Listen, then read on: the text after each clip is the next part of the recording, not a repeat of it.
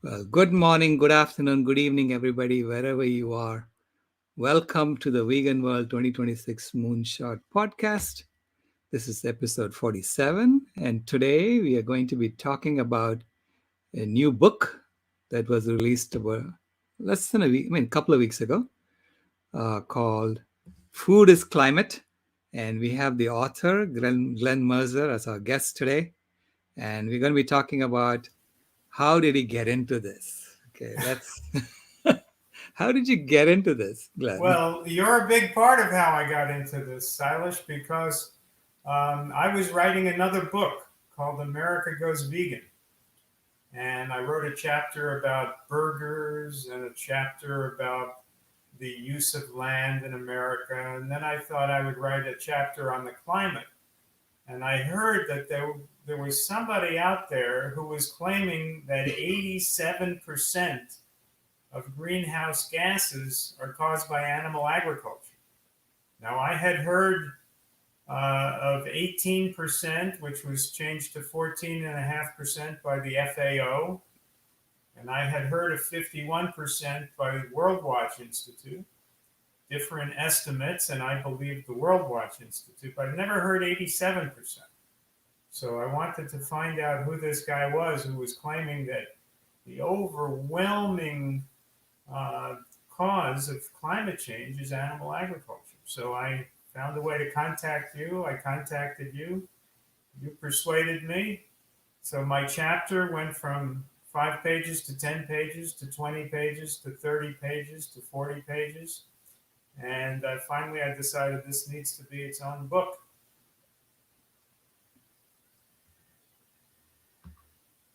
Yeah. So that was, you're starting maybe. When did you come first? Was it early this year? Your audio went out on me there. Could I ask you to repeat that question? Did I, when did you contact me first? Was it Oh, early this year or yeah, I think it was around February this year. February this year? Yeah. So that's the fastest I've seen a book being written and published. Yeah. I felt that with the climate the way it is, the planet in the state it's in, no time to lose. So and so the book is 60 pages of text, and then it's got recipes. So it's a short book, and I feel that that's a good thing because I felt that I was able to explain our case Mm-hmm. of why animal agriculture is the leading cause of climate change in those 60 pages. And so, why try to expand it to 200 pages just to be proud that I had a big, thick book? I just want to make the case. And then there are recipes. There's also a foreword by Philip Wolin, a very powerful foreword. And let people read it in 2 hours and then share it. And everyone will understand it rather than a thick book that people might be intimidated to read. I'm not a climatologist, although I play Right. one on TV. So this is written for the average reader because I'm a guy who came into this wondering, gee, could I understand the science and write about it? And you Right. helped me along the way. But the truth is that this is common sense. And I could explain now to your viewers and listeners how just with common sense Mm. we can explain the case of why animal agriculture is the leading cause of climate change by playing a game that I thought of this morning called Okay. What Would Al Gore Say? Okay, so Okay. should we play the game What Would Al Gore Say? Sure. Okay, Yeah. I'm all right, game. so let's imagine a different world. And in Okay. this different world, on 1/3 of the Earth's surface, more than 1/3 of the Earth's surface, you would have coal-fired energy plants. So you would fly over the United States and you would see on about 1/3 of the land coal-fired energy plants. And you'd fly over Europe and you'd see 1/3 of it coal-fired energy plants, and Africa and Asia. You would see everywhere you look out the window, oh, there's a coal-fired plant, there's a coal-fired plant. That's a lot of coal-fired plant. What would Al Gore say? And I know the answer. I guarantee you, he would say two things. Okay. First, he would say, this is terrible. We're taking all this coal from the ground, all this carbon, we're digging it up, we're burning it, and it's spewing carbon into the atmosphere. Terrible emissions problem. And he would be right. He would be right. Digging up all that carbon out of the earth, burning it, sending the carbon into the atmosphere, terrible emissions problem. He would be right. And then he would say a second thing. I guarantee you he would say this. He would say, look at all the land this has taken up. Mm-hmm. We need to get these coal-fired energy plants off the land and reforest. And then the forest would draw down carbon dioxide from the atmosphere. We need to get the coal-fired energy plants off the land and reforest. I guarantee you he would say that. It's certain, right? Now, we don't have coal-fired energy plants on 1/3 of the earth. I don't know the exact statistic, but it's probably 1/100th of 1% of the earth has coal-fired energy plants. It's a tiny little bit of the earth. So they are an emissions problem, the coal-fired plant, but they're not a big land use problem. Right. So what do we have on more than 1/3 of the land of the earth? We have grazing land. And the grazing land is an emissions problem because the cows and the sheep and the goats belch methane, which is 120 times as powerful a greenhouse gas as carbon dioxide. But it's also a land use problem because if we were to reforest those areas, get the cows off it instead of the coal-fired plants, which aren't on the land, then we can reforest that land and draw down carbon dioxide. So Al Gore would say it if we used up 1/3 of the earth with coal-fired plants. He's got to say it if we're using up more than 1/3 of the earth with cattle. Right. And that's the solution to the problem. We need to reforest that huge share of the earth, and we need to leave the oceans alone so that the phytoplankton and the kelp in the oceans will have robust populations and will also draw down carbon dioxide. Yeah. What is fascinating about this situation is that just like our body, when we start eating right, it automatically heals. Yes. Yeah. Pretty much you leave it alone, it heals. If you don't Right. if you don't put toxins into your body, it heals. Right. In the same way, the earth, if you leave enough of the earth alone, right, it heals. Right. And the vegan solution leaves 80% of the earth alone. Right. 80% of the earth, because 70% is ocean. If we don't eat fish, then for the most part, we'll be leaving the oceans alone. Yes, there'll still be some boats that do shipping, and there'll still be some pleasure craft on the ocean, but the real damage to the ocean, the most significant damage, is being done by the industrial fishing. So if we don't eat fish, we leave 70% of the earth alone, the oceans. And if we don't eat meat, then we leave another 1/3 of the 1/3 that's left. So that's a total of at least 80% of the earth we can leave alone by just eating human food, the food that makes us healthy. So that's the solution. And it's so obvious that it shouldn't be just the minority of people saying it. Everybody should say it. Everybody should realize it. We just need to leave the earth alone. If you have a wound and you go to the doctor never says, well, try to just keep scraping it. Right? No, the doctor says, leave it alone. Right. Here's maybe a little balm and then leave it alone. So that's what we have to do. Leave the earth alone. And, Paul Hawken edited a book called Drawdown, the 80 solutions to the climate crisis, things like smart thermostats. And probably all 80 of them are good things, but he missed the number one solution, which is the earth. Yeah. Just leave the earth alone and it'll heal itself. Yeah. So when you started working on this chapter, Yeah. and you knew about um, the FAO's numbers, you knew about Goodland and Anang's work, and then when you called me, what was it that triggered it for you? What made you realize, oh, no, this guy is not smoking something illegal? Um, you had published a paper on the carbon opportunity cost. Carbon Right, opportunity cost being the foregone sequestration. How much carbon could be stored in the soil and right, sequestered by the trees if we reforested. And you used conservative numbers. You didn't say 100% of the grazing land goes back to forest. I think you said 41%. Is that right? right. Yeah.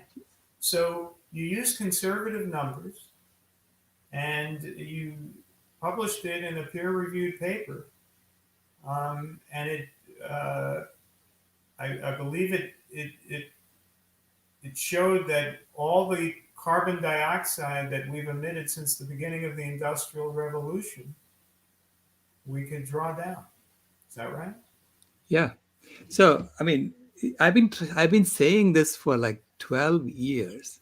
Mm-hmm. Okay, Yeah. because I wrote the first book in 2011. Right. Okay, and and then I expanded on it in 2016 in my second book. And I thought people will read it and they'll say, "Oh, of course," and then move on, right, to implementing it. And of Right. course, it didn't happen.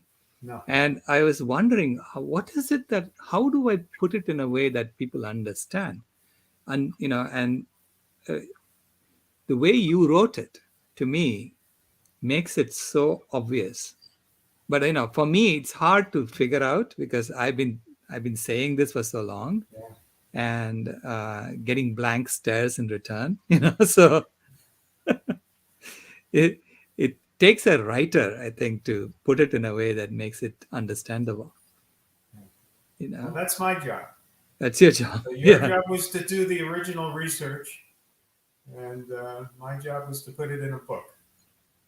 yeah. Yeah, and also more people read books than read papers in the Journal of Ecological Society. Right. You know, so it's a more popular art form, as it were. Yeah, yeah. People are commenting here. I mean, they had read your book. So Susan Francis says, finished reading it last night. Excellent book. Ah, thank you, Susan. Yeah. So Susan, we are asking everyone who reads the book to write a review on Amazon, and let's get the numbers up on Amazon, because we want it to become like a bestseller. Because this book is very important. In my opinion, it is the silent spring of the climate era. It is. Well, that's high praise. Thank you. Yeah. No, really. I mean, I've read Rachel Carson's work, and it is, she made it very easy to understand for people. Right. And that's what you have done in this book. And we're currently, the last I checked, the book is number 41 in climatology. Okay. So we want to get into that top 10. And Right. the listeners there can help us. You buy them, and the book is very inexpensive. $5 for the Kindle, $10 for the paperback, $4.95, $9.99.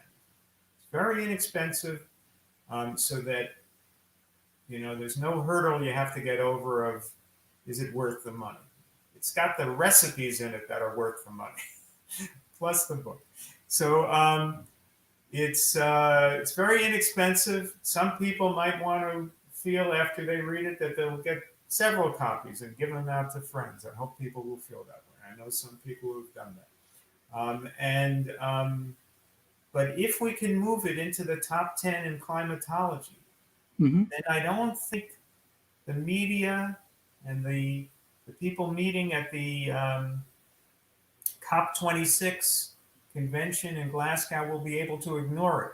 They'll all have heard about this new book that's a bestseller, at least a bestseller in climatology, that makes a different case than the other books. Right. Bill Gates has a bestseller now in which he says that we're emitting 51 billion tons of greenhouse gases every year, and we have to get that down to zero. Okay, so what's his proposal for getting it down to zero? One of his proposals is cap and trade. Now, what are you going to trade if it's at zero? Right? Right. So, in his proposal of cap and trade, which of course is something they've been talking about for 30 years, and which hasn't been working very well where they've implemented it. But in his proposal, he's effectively saying, I know this isn't going to work, but we can try pretending we have an answer. I mean, cap and trade means you're going to keep emitting carbon. And then Bill Gates makes the bathtub analogy that I've adapted. In Bill Gates's bathtub analogy, he says the atmosphere is like a bathtub in which we have a drip, and the drain is clogged, and eventually, drip by drip by drip, you're going to overflow the bathtub, and that's the emergency we have to avoid, overflowing the bathtub with greenhouse gases, the atmosphere. Well, let's look at it logically.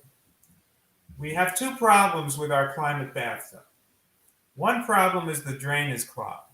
So let's say it's letting only 1 pint of water out per hour. And the other problem is that the faucet is stuck and we're getting 3 gallons per minute going in. So if you get 3 gallons per minute going in and you get only 1 pint per hour going out, you're going to overflow. Right. So what do? You're in a panic, you call the plumber. And the plumber comes over and says, I see the problem. We have to adjust the faucet. So instead of 3 gallons per minute coming in, let's try to make it 2 gallons. Well, that's an incompetent plumber. Right. That's, Silas, what you have called the incompetent plumbers of climate change, the IPCC. Right. Right? If you get 2 gallons per minute going in, you still have a crisis. You have to clear that drain. Right. And the way you clear the drain in this case is trees, because that's what draws down the carbon dioxide. So if we unclog the drain at the same time that we're adjusting that faucet, then we have a solution, and we don't have to get the faucet all the way to zero if we unclog the drain. So we can still have some airplanes. We can still burn some fossil fuels if we have to for a period of time. That's a way to, I expanded on that in my, basically that's a great, instead of by hour, if we make it drain like 1.5 gallons a minute, okay, from drain. Now you're freezing on me, and I want to point out to the audience watching live that there's a theory that Silas's internet has been attacked by the animal agriculture industry. So we don't know from if that's 3 gallons true. to 2 I'm not gallons. saying Effectively, that's true. yeah. One question that comes on chat here. Do you sign the book? Well, if people buy, I'm not currently selling the book from my website, and I know a lot of people have problems with Amazon and don't like giving Amazon their money, and I respect and understand that. But let me point out what I think is the larger imperative here. If the book becomes a bestseller, and a bestseller within the field of climatology, then it will get a lot of attention. And if people were to buy the book from my website, nobody would know. It wouldn't make it a bestseller. Right. And we want more and more people to read this book so that more and more people understand that animal agriculture is the leading cause of climate change. And so that more and more people can make that case to their friends, to the media, to politicians, to policymakers. We want more and more people to read the book, understand the argument, and get the word out. Well, if I sold it from my website, that wouldn't happen. But Right. if the book sells through Amazon, then Amazon, the higher it goes in the rankings through the algorithms of Amazon, the more eyeballs see that book. Yeah. So you sell a lot on Amazon, then you sell more, and more people learn about it and see it. So you know, um, maybe if it sells enough on Amazon, Jeff Bezos will shoot himself up into space again, and who knows if he'll come back next time. Uh, so I say to people, let's not worry about Amazon right now. The bigger problem is let's change the climate debate Right. so that more and more people understand that animal agriculture is what's destroying our world. And there's an image on the front cover of the book. I actually only have a proof cover here. It has this band across it. Mm-hmm. But the image is a NASA map. And that's a NASA satellite map. And the red you see are pasture maintenance fires. These are fires that are set to get rid of trees and vegetation to make it easier for the cattle to graze the land. And these fires are a disaster for the environment. And we don't even know how many fires there are per year because they don't keep track of that. They don't keep statistics on that. Right. So when you look at how much desert there is, well, we're used to that. We see a map of the earth and we're not surprised by that. We know where the Sahara is. We know where the deserts of the Middle East are. The desert in northern India is, and the Gobi Desert in China. But that's an expanse of almost 6,000 miles, and it's mostly desert. So you have to ask yourself, how did that happen? Did the earth just want to create itself with a lot of sand in the middle? Why would that happen? It didn't Right. happen in the middle of North America. It didn't happen, in the middle of the Amazon. Why did it happen there? And the answer is this was the cradle of civilization. And when did it happen? Because we know, by the way, we know that the Sahara was forested 10,000 years ago. Right. That whole area was forested 10,000 years ago. So why did the forest disappear in the last 10,000 years from this vast section of the earth? Well, let's ask Al Gore. Was it coal-fired energy plants? 10,000 years ago, did they build a lot of coal-fired energy plants? No? Okay, so what was it? 10,000 years ago is when agriculture was invented. Right. Goats. And the goats eat not just all the vegetation on the land, they even eat the roots.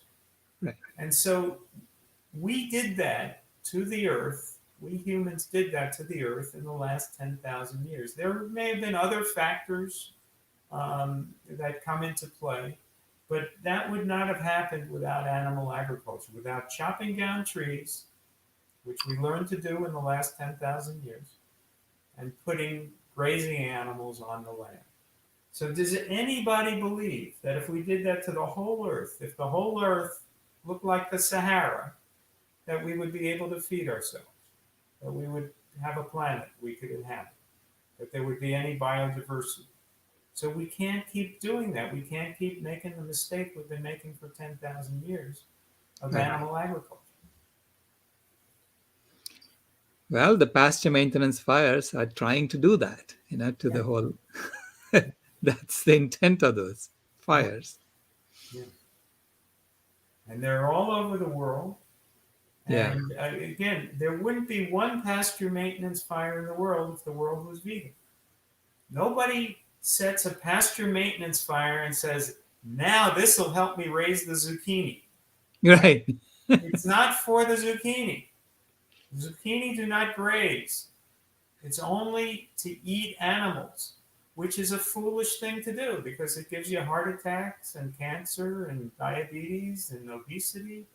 So it's just mind boggling that people want to keep making this terrible mistake of, of eating foods that make them fat and sick, while at the same time they're destroying the land and the water and the air and our climate, Hmm. uh, and giving us pandemics.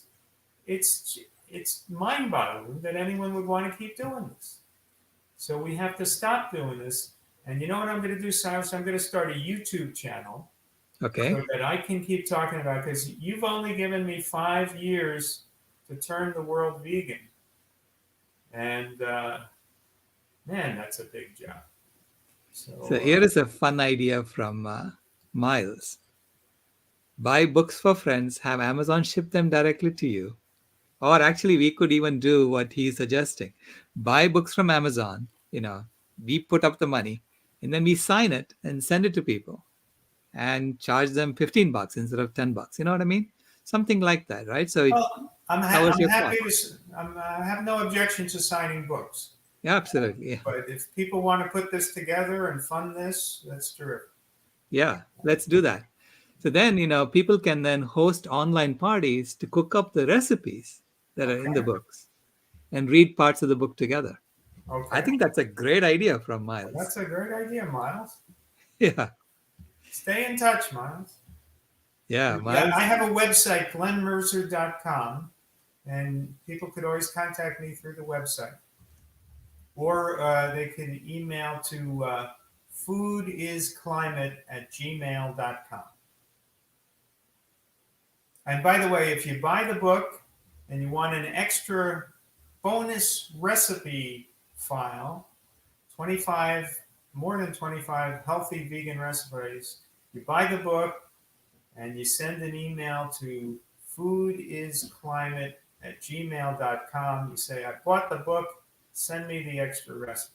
Put bonus in the subject line. Right. Awesome. Uh, I think we need to create like a community around Yeah, growing this idea. I right. mean, Linda, your vice president of marketing, Yes, Linda Middlesworth. Linda Middlesworth, awesome. She's so awesome. So she says it's the most important book on climate change ever written. Uh-huh. It's the most important. I agree with her. It is the most important book on climate change ever written, and it's sort of pulling the wool out from front of our eyes, saying, and it's been there, right? It's like you can see the Sahara. You can see. I mean, they are telling you that more than one third of the land is used for animal agriculture. They're telling you that. Yeah, And they are also telling you that land has nine times as much CO2 stored right, than what we have added to the atmosphere since 1750. right, So they tell you that too. right, And then they look like, hey, what do we have to do about this? right. Right, and you think about something that Al Gore will talk about, like wind turbines. Hmm. Okay, wind turbines generate clean energy, renewable energy. A good thing. They don't draw down carbon dioxide. Right. They don't increase carbon capture in the soil, right? Mhm. So the Al Gore solutions always make some small contribution to lowering the amount of our emissions. But we have to heal the earth. So when you uh, restore forests, then you're drawing down carbon dioxide from the atmosphere. You're storing more carbon in the soil. You're improving the soil. You're bringing back biodiversity. You're bringing back the whole web of life. It does 1,000 times more things than a wind turbine, you know? Right. But the problem is, we are always sort of gravitating towards a solution that makes money for people, and that doesn't really address the root cause, because there is money to be made fixing the symptoms. I mean, this is true. We do that to our bodies too, right? Yeah, and it's possible. I hear the implication behind your comment, which is maybe that's why they're only talking about fossil fuels because they want to make money on solar panels and windmills. I don't know. Hmm. It's possible that they're saying these things because they really believe that these are the solutions. I don't know. What I do know is it won't work because they're just adjusting the faucet on the climate bathtub, and we have to deal with the drain. And we also have to realize that the burning of fossil fuels sometimes is completely unnecessary, but sometimes has a social good to it. Hmm. You know, I mean, I don't want to make the case that there's no social good to airplanes. I have flown to Europe and different parts of the world and South America, and people sometimes need to fly to see their own families, to see their loved ones. Um, you know, People fly on business, so the airline industry serves a social good. And I haven't heard anyone, even Al Gore, saying let's end the airline industry tomorrow. So that's the burning of fossil fuels. We don't have solar airplanes. It serves a social good. Heating and cooling your homes. Maybe we can do it in a way without burning so many fossil fuels. But the heating and cooling of homes is a social good. You wouldn't want to be in Phoenix at 120 degrees without air conditioning. Right. So that's a social good.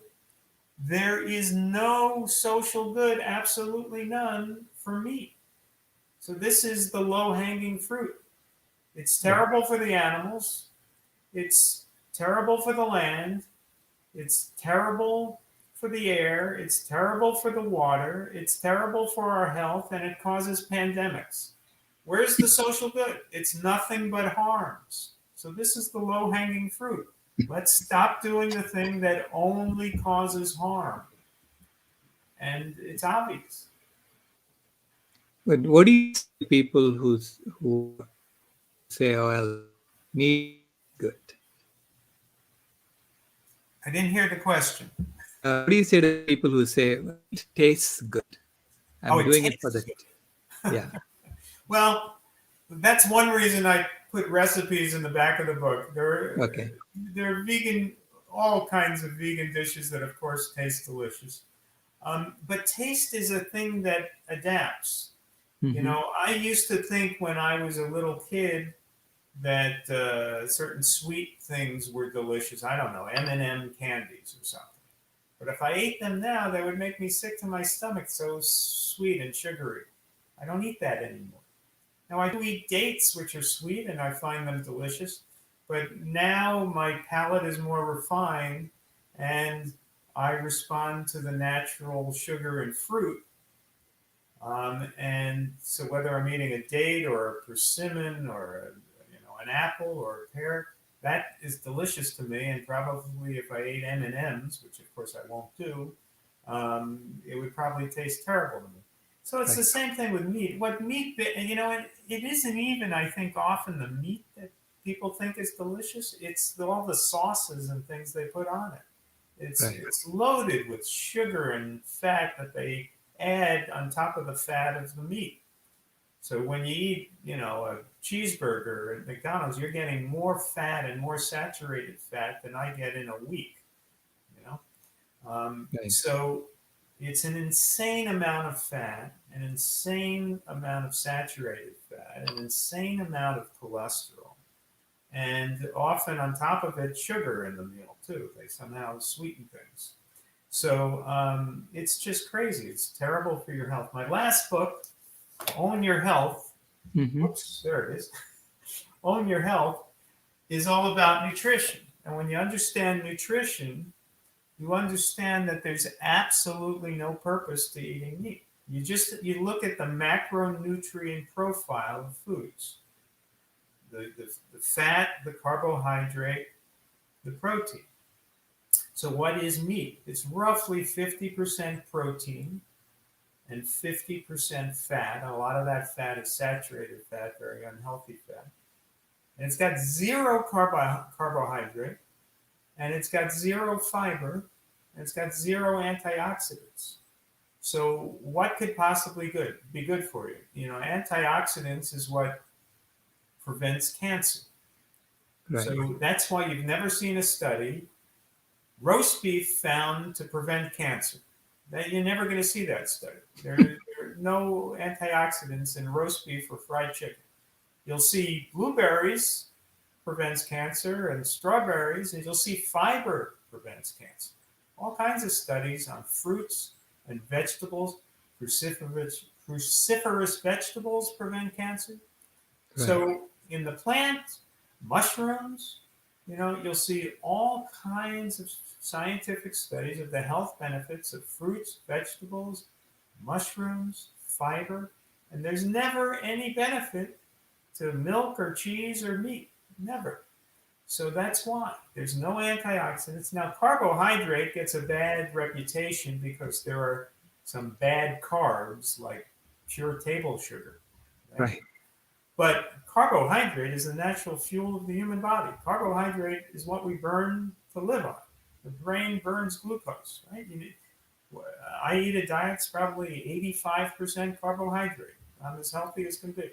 So you need carbohydrate. You just need healthy carbohydrate. You need to be eating, you know, potatoes and brown rice and corn and fruits and all food, real food, has carbohydrates. Only meat that doesn't have carbohydrate. Everything else is full of carbohydrate. So it's a natural fuel for the human body. And protein, well, you get plenty of protein in everything. All the plants you eat, Right. vegetables, mushrooms, plenty of protein. In meat, you get excess protein, and the body doesn't store protein. So you pee it out, which strains the kidneys and causes osteoporosis. So there's no need for the excess protein. And not only that, but the animal protein is sulfuric, high in the amino acid methionine, and that's carcinogenic. So T. Colin Campbell proved that too much animal protein leads to cancer, whereas plant protein does not. So plant Right. protein is superior to animal protein. So what's in meat? Protein, but bad protein and excessive protein. So you don't want that. Fat, saturated fat causes heart attacks. Endotoxins, which are toxins within the meat that you can't even cook out of them. So it's got nothing. There's, it's just harmful. There's nothing in it. It's anti-nutrition. There's Right. no use for it. Yeah. It's, there is all this social cost of going vegan, Right. because the social cost is that you cannot participate in the same rituals that your family has been doing for years, and they continue to do it, Right. and you become the odd person out, in Right. family rituals and so on. So there's a social cost, and I think that's one of the major reasons why uh, the people don't go vegan. Now, That's true. I think we need to go through this transformation in which we say to ourselves, that social cost is a social opportunity. right, Because I'm going to be the one in my family to say, I don't want that Thanksgiving turkey. I'll have a tofurkey, or I'll have some beans and rice, or whatever. And I've been a little bit of an oddball, I guess, since I became a vegetarian at 17. It's been good for me. It's been good for me to not just blend into the crowd, hmm, but to have my own values that I was willing to speak about, and to do what I thought was right. That was character building. right, So look at it as an opportunity at the July 4th barbecue with your friends to bring your own plant burgers or grilled corn, and to talk to your friends about how uh, you know how we all have to breathe. And even if the argument used to be made, and I write about this in Food is Climate, the argument used to be made, hey, let me enjoy. I'm not telling you what to eat, you vegans. Don't tell me what to eat. Let me enjoy my hamburger. Right. Um, and if you countered with an animal rights argument, it didn't usually get through.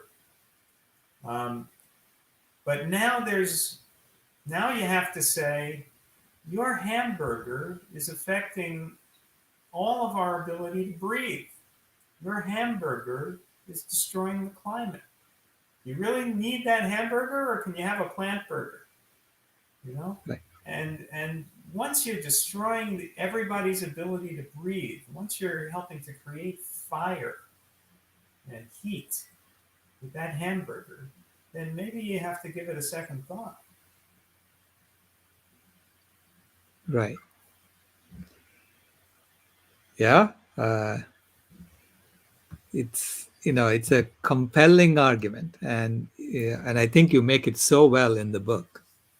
I mean, that argument does not work if you're saying, well, you can keep enjoying your broccoli and rice or beans and rice as long as my hamburger allows you to breathe. Right, Right. right, Yeah. That's that's no longer acceptable, and that's when when my granddaughter sort of brought this to my forefront and said, uh, why are we doing this? I mean, why are we killing my own family? And when will you stop? She put it to me saying, if you say it's your job to make people stop, when will you do your job? right. Right. And that was such a direct question for me. And I said, I better do it quickly. Otherwise, she's not going to have a world. Yeah, We're not going to have a world. And I don't want to die at the age of 65 either. yeah, You know, I'm planning to have a good life. yeah, And so, yeah, it's the secondhand eating to me is a far worse situation than secondhand smoking ever was. yeah, yeah. Okay. And unfortunately, people have not been making the case for secondhand eating as as vehemently or as vociferously as we did for secondhand smoking. Yeah. And and I think your book is going to wake people up. I really think that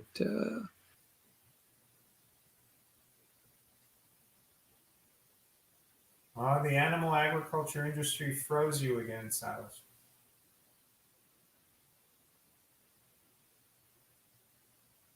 See what happens when you speak out?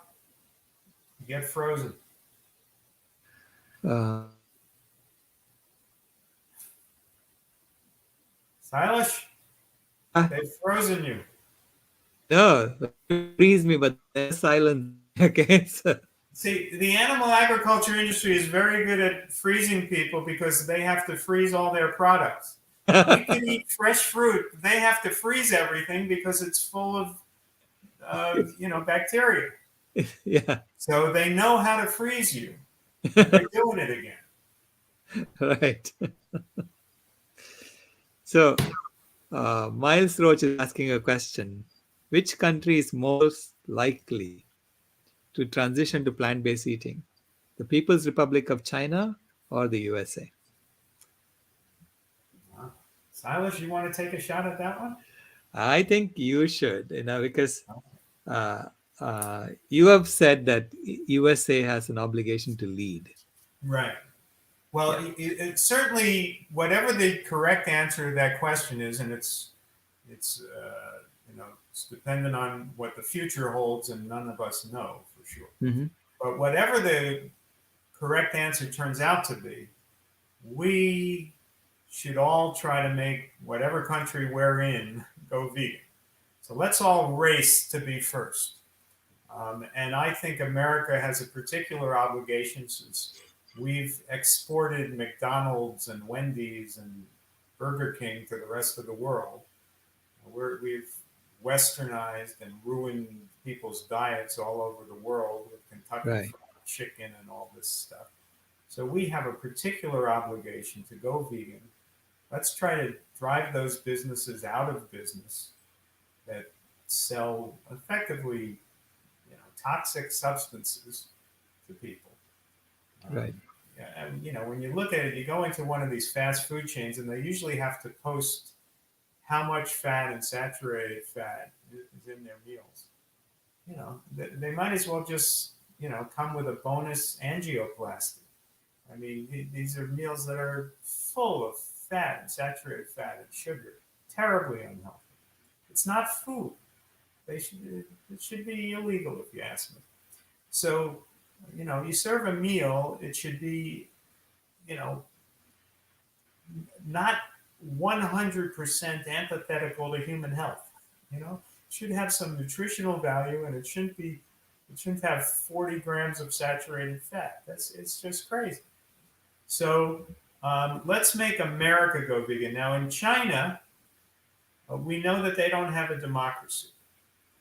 So if the leaders of China are listening now and they're thinking I'm making a good argument and Silas is making a good argument, and if the leaders of China want to make China go vegan, they could do it faster than we could do it here because they could do it. It's like the way they dealt with the pandemic. They shut that country down. They had, strong enforcement of, masking and so forth. So if China wanted to go vegan, they could do it. Unfortunately, in a lot of the cultures in different regions of China, they have wet markets, and they have been westernized in the cities to think that there's something cool about eating meat. And so they're starting to get the same health problems we have in the United States. Right. The traditional Chinese diet was a healthy diet. The peasants who lived in China were healthy. Right. Right. So another point of discussion, Susan Francis is asking. She says, even after 9 years as a vegan, my family doesn't want to listen to me no matter what I say. So, how do you talk to families? I How do you haven't talk to gotten, your family? yeah, I haven't gotten my family to go vegan. I got my parents to go vegan eventually because I did their grocery shopping. And Okay. my mother, who had heart disease in her early 50s, when I did her grocery shopping, she lived to almost 99. My father developed Parkinson's disease, so he didn't live as long, but he lived to 88, which wasn't Hmm. bad for a severe case of Parkinson's disease. Um, uh, it's a very good question, and when people refuse to go vegan, I don't know what you can do other than keep making the case to as many people as you can, Right. and maybe over time they'll see the light. I can tell from my perspective what happened to my in our family. I'm vegan in 2008, and I took the opposite tack. Most people who go vegan tend to say, well, um, thing there for me to eat, therefore I won't go. I won't go to this party, I want to go to that party because I feel like an outsider. Right? But in my case, I go to parties. I insist on going and meeting my family and my friends and showing them that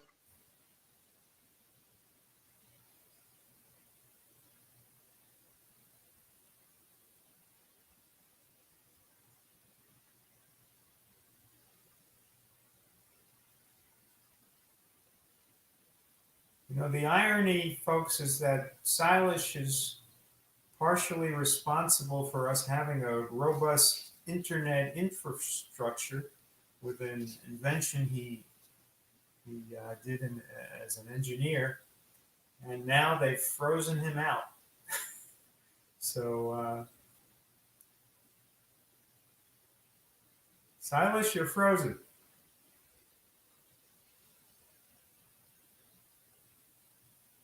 All right, I'm going to talk now while Silas is frozen.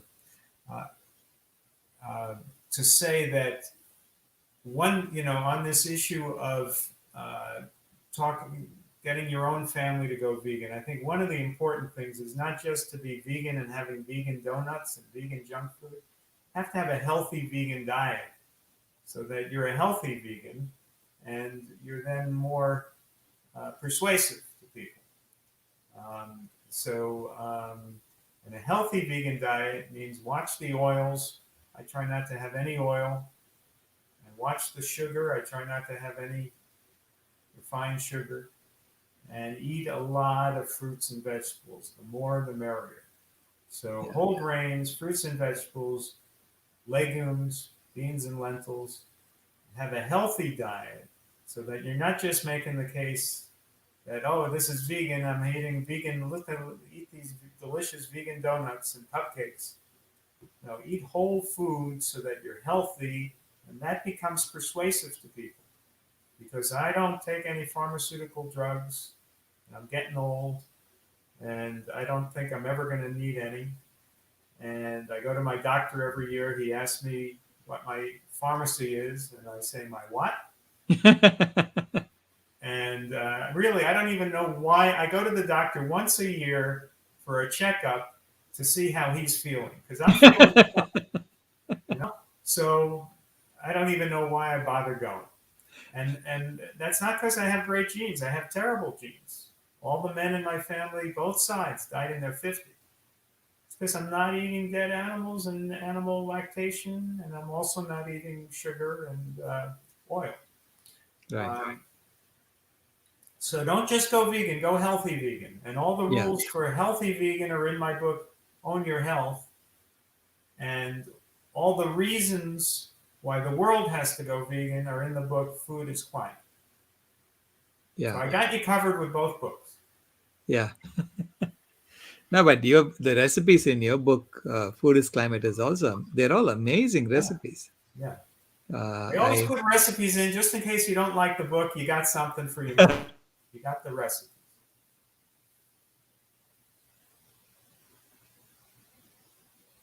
I right. want, Yeah. I want to ask every member of the audience to chip in to try to get Silas some new internet. No, it's not that I'm paying almost $100 a month for my internet. It's supposed to be the top internet, but I don't know. I have to complain, Yeah. because I keep rebooting it. I keep rebooting my computer. There's some throttling that's going on. Yeah. Do other people in your area have the same problem? Not that I know of. I'll have to ask my neighbors. Yeah.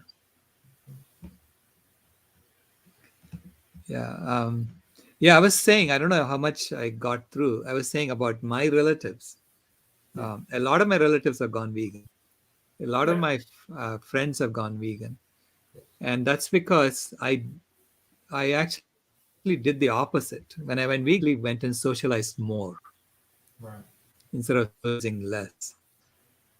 And when I socialized more, and I basically insisted on being vegan, right? So people ask you questions. So it's really an education process, right? I mean, people uh, hear you out, and then they say he seems crazy, but he seems to be healthier than he used to be, you Uh-huh. know, and he seems to be full of energy, and uh, Yeah. so show them the love, show them the compassion, and because you love them, you always did. I always did love my family, and but the more you do it, the more you go out and socialize, they get it. The sooner they get it, But of course, we have a problem now with the pandemic. right? People don't gather as much. My first career was as a playwright.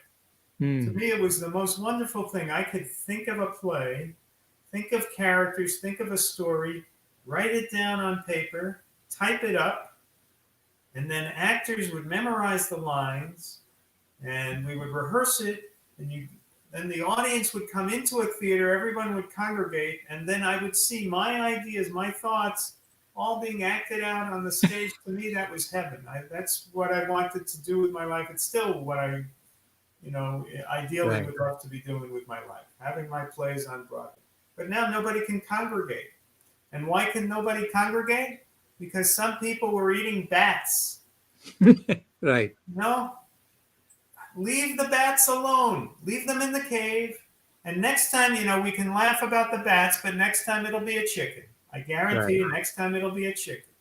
And the time after that, remember swine flu? Next Right. time it'll be a pig. We're being told for this pandemic to socially distance, stay 6 feet away from other human beings, put a mask on. But look at one of the warehouses where your chickens are raised, those of you in the audience who may eat chickens. 20,000, 30,000 chickens in a warehouse on top of each other, no 6 feet distancing, no masks. Right. They're breeding disease. And all the pandemics are caused by the animal agriculture. Does anyone remember the great zucchini pandemic of 1843? No, there was no zucchini pandemic. It's never zucchini. It's never broccoli. It's always animals because Right. we crowd them together. It's unnatural, it's unnecessary, and it's pernicious. One question for you from Ray. Which is the endorsement of your book of which you are most proud? Well, I'm not answering that one. Ray, bad question, Ray. Okay, now he put this up there. This is Ray, from Philip Wallen's foreword. Glen Merzer has written powerfully with courage, compassion, and wit. So, Philip Wallen wrote a beautiful foreword for your book. Yeah. So, I think we need to figure out a way to get signed copies of the book to people. Okay, that's our job. We'll figure that out. Okay, both of us. In fact, let's make a signed copy with both our signatures on it if people want it. And beyond that, I'm saying to people, please buy the book, read it. You will understand very clearly. I mean, Glenn has written beautifully about why this is the leading cause of climate change and why we've been lied to all along. And then leave a review on Amazon.